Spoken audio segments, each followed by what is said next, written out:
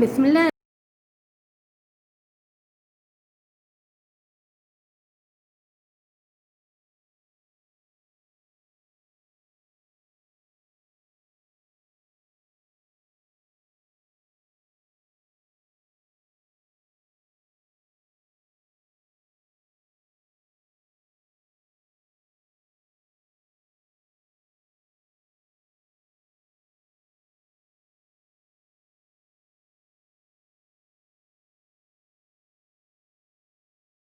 पहले भी एक्सप्लेन किया था, जो प्रीवियस वीडियो मैंने आपको असाइनमेंट जो आपको मैंने दिया था, we explain you the difference between vertebrates and invertebrates. Invertebrates animals without backbone and vertebrates animals with backbone, right.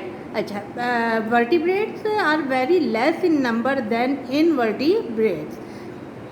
Phylum chordata and vertebrata, जो फाइलम वर्टिब्रेटा जो है वो आपकी फाइलम कॉर्डेटा दोनों एक ही चीज़ है, और ये जो है कॉर्डेट्स जो होते हैं वो ऑल आर वर्टिब्रेट्स।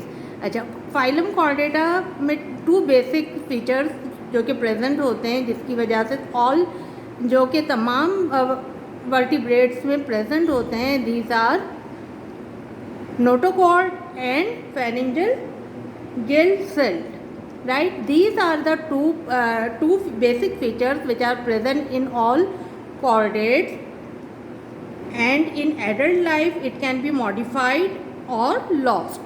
जब ये adult life में आ जाते हैं तो these features notochord and pharyngeal gill celled जो होता है वो क्या हो जाता है, या तो modified हो जाता है या फिर जो है ये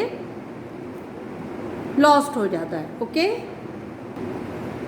अच्छा, what is notochord? Notochord is the hollow dorsal nerve cord, and pharyngeal gill slit is the opening cell at the pharynx, ठीक है, at the in the wall of the pharynx, right.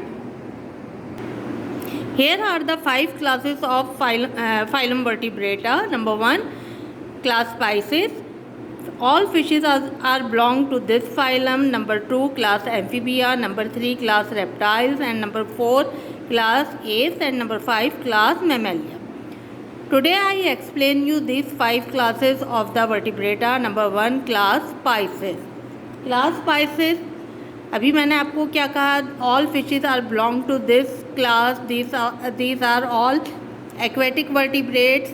The breathing organ of the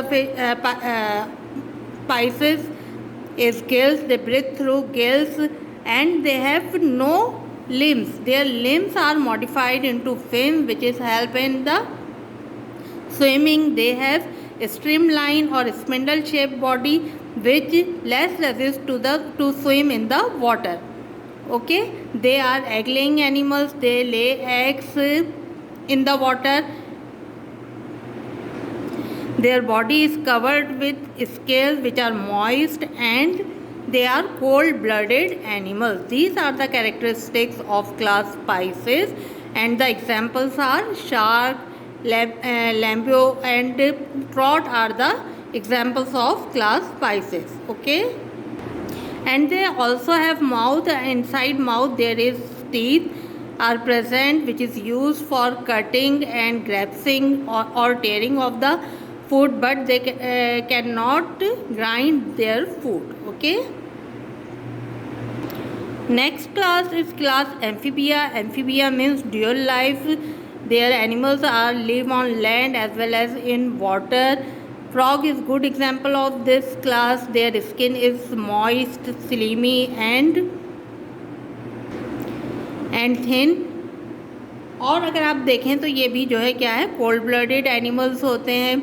अच्छा, they have four limbs and with fingers, and fingers are clawless, okay. They lay their eggs in water, and breathing organ of the amphibia is are lungs, skin, and buccal cavity. And when it is they are young ones, or in the form of tadpole, they breathe through the gills, right? Good example of this class is frogs, salamander, toads. These are the animals of the class Amphibia.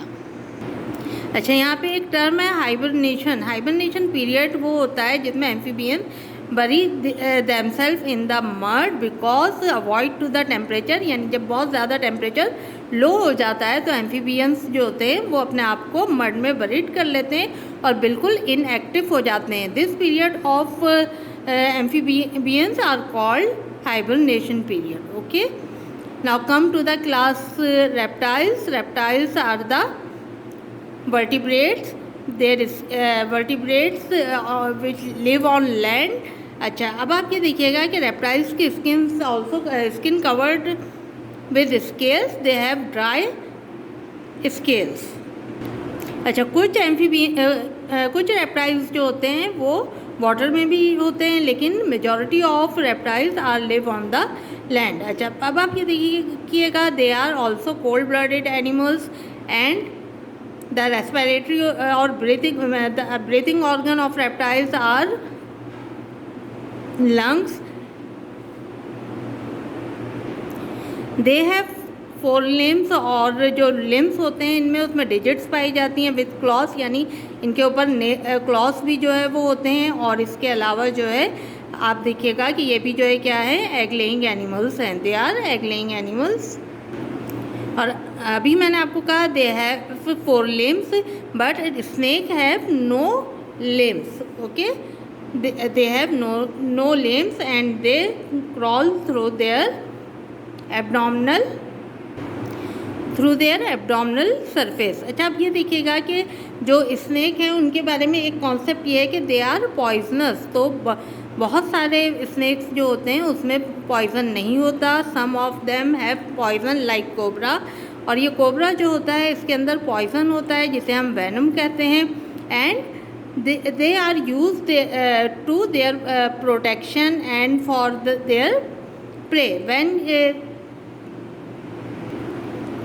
When poison inject to their prey, they use their long pointed teeth called fangs. Fangs are regenerate when if it is broken. क्या होता है कि जो इनके fangs होते हैं ये special teeth होते हैं जो कि लॉन्ग होते हैं और पॉइंटेड होते हैं, और इसे के जो है क्या करते हैं, पॉइज़न को अपनी प्रे के अंदर इंजेक्ट करने में यूज़ करते हैं. और अगर जो है क्या होता है कि अगर ये फैंग्स टूट जाते हैं तो ये दोबारा रीजनरेट हो जाते हैं, यानी ये दोबारा बन जाते हैं.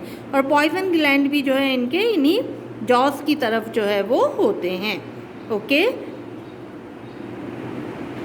दे are also cold blooded animals and examples are snake, lizard, crocodile, turtle. These are all reptiles. Next class, class apes. Class apes, all birds are included in this class. Birds skin are covered with feathers and they have limbs. 4 limbs are modified into wings which is used in flying and the hind limbs are used for walking. अच्छा, अब आप ये देखिएगा birds are warm blooded animals and the breathing organ of the bird are lungs. Mouth is modified into beak. There is no teeth inside the mouth. अच्छा, अब ये देखिएगा birds have hollow and light bones which help into flying and they are warm-blooded animals and they produce very melodious sound. This is because there is the special sound box called syrinx are present in their neck. Okay, birds are also egg-laying animals. They lay their eggs on land or water. Some birds are live on land as well as some live on water in water. Okay. अच्छा, अब आप ये देखिएगा कि birds कुछ birds जो होते हैं वो फ्लाइटलेस बर्ड्स भी होते हैं because their feathers are so hair like and their wings are too short and weak. so they cannot fly. For example, kiwi and ostrich are the flightless birds. But the mostly birds are flying birds. For example, sparrow, pigeon, parrot, these are all flying birds. Okay, next जो हमारी class है वो class Mammalia है, class Mammalia. अच्छा, mammals को हम mammals क्यों कहते हैं? Because the presence of the memory gland. Memory gland are functional and secrete milk to feed their young ones. Okay, and mammals skin or body is covered with the hair. They are also warm blooded animals. They have mouth which have upper and lower jaws with different kinds of teeth, and the mammals skin have sweat glands and sand glands. इसके अलावा इसके ऊपर जो है सबसेशियस glands भी जो है वो होते हैं। अच्छा, मेमल्स को हमने 3 टाइप्स में डिवाइड किया है। नंबर 1 है egg laying mammals, number 2 pouch mammals, number 3 placental mammals. Number 1 egg laying mammals, जिस तरीके से इसके नाम से शो हो रहा है, these are the mammals which lay eggs. ठीक है, they are not give birth young ones, they are egg laying mammals. और इसकी गुड एग्जाम्पल हमारे पास है spiny anteater and duckbill are the good example of egg laying mammals. These are connected link with the reptiles and mammals. These animals are connected link between reptiles and mammals, but they have also mammary gland which feed to their young ones. Okay, next one is pouch mammals. Pouch mammals में क्या होता है कि the babies are premature and weak, so the mother body have pouch in which the babies are kept and here is the memory gland which feed the young ones. And good example of pouch mammals are kangaroo. Next one is placental mammals. अच्छा, इसमें देखिएगा placental mammals में जो आपके babies होते हैं उनकी full development inside the mother body and they feed on the organ called placenta. तो इसकी वजह से जब ये डेवलपमेंटल स्टेजेस में होते हैं तो इसकी वजह से जो है ये क्या करते हैं कि अपनी फूड जो है वो प्लेसेंटा से, एक ऑर्गन है जो कि मदर में होता है, उससे जो है हासिल करते हैं। That is why we call them placental mammals. और इसकी एग्जाम्पल जो है वो आपके पास सारे एनिमल्स हैं, जैसे आप देख लीजिए हायर एनिमल्स हैं, जैसे लाइक इसमें हम ह्यूमन बींग्स को भी इंक्लूड करते हैं। इसके अलावा cat, rat, elephant, these are all placental mammals. Okay, these are the 5 classes of vertebrata and mammals are also warm blooded animals. Okay student, now look at here. अभी मैंने आपको जब ये 5 क्लासेस की कैरेक्टरिस्टिक्स डिफ़ाइन की है, explain की है, तो इसके अंदर मैंने 2 टर्म्स यूज़ की है। एक है कोल्ड ब्लडेड एनिमल्स और एक है वार्म ब्लडेड एनिमल्स। तो जो फर्स्ट 3 हमारी क्लासेस हैं, इनके जो एनिमल्स हैं वो सब कोल्ड ब्लडेड एनिमल्स हैं, और क्लास एप्स एंड मेमेलिया जो है वो वार्म ब्लडेड एनिमल्स हैं। तो अब ये कोल्ड ब्लडेड और वार्म ब्लडेड को हम एक्सप्लेन करते हैं। What is cold blooded animals? Cold blooded animals को जब हम डिफ़ाइन करते हैं तो क्या कहते हैं? They can not maintain their body temperature, they do not have constant body temperature and they change their body temperature according to their surrounding. Okay, and warm blooded animals are those animals which maintain their body temperature and have constant body temperature and cannot change their body temperature according to their surrounding temperature. Okay. Okay students, अब मैं आपको जो है metamorphosis को explain करूँगी। This topic is taken from the previous chapter. अच्छा, इसमें देखिए what is metamorphosis. Metamorphosis is the process in which developmental changes from egg to adult are occurs. ठीक है, मेटामॉर्फोसिस जो है क्या होती है, जिसके अंदर आपको जो है पता है कि जब इंसेक्ट्स में जो है मेटामॉर्फोसिस जो है वो होती है, और जब वो एग से एडल्ट में चेंज होते हैं तो उनके अंदर डिफरेंट चेंजेस आती हैं, जिसकी वजह से जो है, जिसको हम क्या कहते हैं, मेटामॉर्फोसिस कहते हैं। Here are 2 types of metamorphosis, complete metamorphosis and incomplete metamorphosis. Complete metamorphosis में जो डेवलपमेंटल चेंजेस होती हैं, यानी egg hatch out into larva, larva goes into pupa and pupa change into adult. तो इस तरीके से ये सारे स्टेजेस जो है वो किस में होते हैं, कंप्लीट मेटामॉर्फोसिस में होते हैं। और इसके अंदर जो इनके लार्वल स्टेजेस होते हैं वो बहुत डिफरेंट होते हैं किससे, एडल्ट से। ठीक है, नेक्स्ट है आपकी, और इसकी एग्जांपल आपके पास बटरफ्लाई है, हाउस फ्लाई है and mosquito are the good example of complete metamorphosis. जो कंप्लीट मेटामॉर्फोसिस और इनकम्प्लीट मेटामॉर्फोसिस को अगर आप देखें तो कॉकरोच है, टर्माइट्स है, they show this animals show incomplete metamorphosis. और इसमें क्या होता है कि जो इनका एग होता है वो प्यूपा स्टेज में नहीं जाता और डायरेक्ट जो है 9th से जो है एडल्ट फॉर्म में जो है ये आ जाता है, और इसमें प्यूपल स्टेज जो है वो एब्सेंट होती है। और इनका जो लार्वल 9th होता है, 9th, तो वो काफ़ी जो है रिसेंबल करता है किससे, एडल्ट से। तो कंप्लीट मेटामॉर्फोसिस में जो इनकी लार्वल स्टेजेस होते हैं वो एडल्ट से जो है वो रिसेंबल नहीं करते, और इनकम्प्लीट में जो होते हैं वो काफ़ी रिसेंबल करते हैं। ठीक है, तो this process is called Metamorphosis. I hope you understand this.